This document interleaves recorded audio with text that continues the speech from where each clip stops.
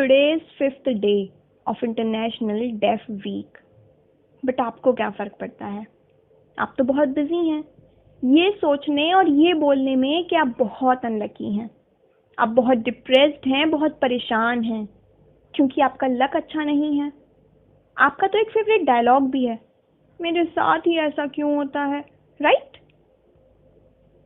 कभी hide and seek खेला है? जब डैन होते थे और कोई मिलता नहीं था, कोई दिखाई नहीं देता था तो कितना गुस्सा आता था ना। एक ब्लाइंड पर्सन के साथ हमेशा यही होता है। कभी दमशास खेला है? जब आपकी टीम का बंदा बिना बोले मूवी का एक्शन करता था और आपको कुछ समझ नहीं आता था तो कितना फ्रस्ट्रेट होते थे ना। जो लोग बोल नहीं पाते वो हमेशा हमेशा इसी फ्रस्ट्रेशन के साथ जीते हैं। वो लोगों को समझा नहीं पाते और लोग उन्हें समझ नहीं पाते। कभी टीवी देखते हुए मम्मी या भाई टीवी का वॉल्यूम म्यूट कर देते हैं तो मन करता है ना दुनिया में आग लगा देने का।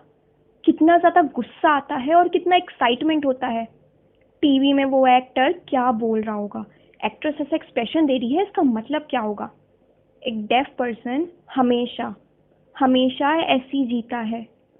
अरे लक तो इन लोगों का खराब है। हम लोग कैसे दूर भागते हैं ऐसे लोगों से। ये लोग कितना फ्रस्ट्रेट होते होंगे खुद को एक्सप्लेन करते करते।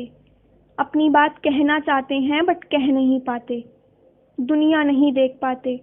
हर जगह लोग इनसे दोगला व्यवहार करते हैं, लेकिन तब भी ये लोग कभी अपने लक को अपने सक्सेस के रास्ते में नहीं आने देते।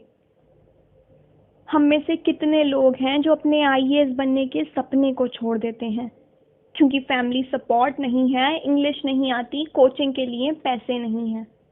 बट प्रांजल पाटिल इंडिया की पहली ब्लाइंड आईएएस ऑफिसर बनी। उनके रास्ते में भी तो कितनी दिक्कतें आई होंगी।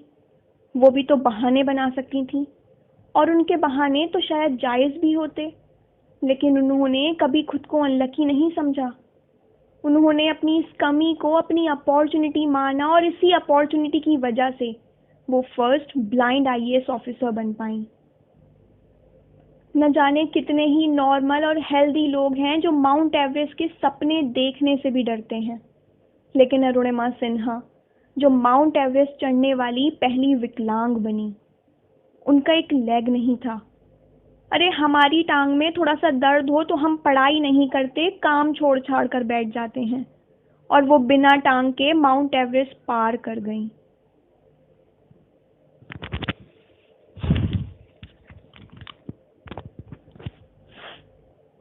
मुनीबा मजारी को तो आप जानते ही हैं, कितना बड़ा एक्सीडेंट हुआ था उनका। अभी भी वो ठीक से बिना सहारे के चल नहीं पाती, लेकिन बावजूद इसके अपनी मेहनत और लगन से वो आयरन लेडी ऑफ पाकिस्तान कहलाती हैं। डॉक्टर सुरेश एडवाणी कैंसर के इतने काबिल डॉक्टर हैं। उन्हें बचपन से पोलियो है, लेकिन बावजूद इसके वो न केवल डॉक्टर बने बल्कि उनके पास पद्मश्री और पद्म विभूषण जैसी उपाधियां भी हैं। ऐसे और भी न जाने कितने एग्जाम्पल्स हैं हमारे सामने। लोग फिजिकली और मेंटली डिसेबल्ड होकर भी इतने कामयाब बन जाते हैं, और एक हम हैं जिनके पास सिर्फ बहानों की भरमार है। हम कभी किसी इंसान को सक्सेसफुल होता देख बस यही बोलते हैं कि वो कितना लकी है, लेकिन उस इंसान की पिछले 20 सालों की मेहनत हम देखना ही नहीं चाहते। उस इंसान ने 20 साल खून बहाया, दिन रात एक करे अपने काम में, सपने देखे नहीं बल्कि सपनों के लिए मेहनत की थी उसने। एक छोटा सा परिंदा जब आसमान में उड़ता है तो लक से नहीं, अपनी मेहनत और लगन से। लेकिन हमें तो मेहनत करनी ही नहीं है, हमें तो कंफर्टेबल रहना है। सुबह जल्दी भी नहीं उठना है, सोशल मीडिया पर टाइम वेस्ट करना भी नहीं छोड़ना है, और हमें सक्सेसफुल भी होना है और लक को दोष भी देना है।